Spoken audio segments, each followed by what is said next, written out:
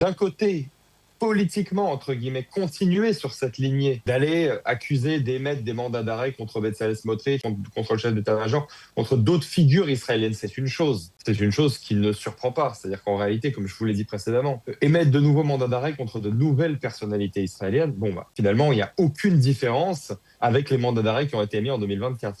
En revanche, les émettre pour de nouveaux chefs Oui. d'accusation, ça, c'est quelque chose qui est intéressant parce qu'en réalité, pour pouvoir émettre des mandats d'arrêt, en fait, et pour qu'ils soient recevables par un juge, acceptés et émis, parce que je le rappelle, en termes de procédure, qu'est-ce qu'un mandat d'arrêt? Ce n'est rien.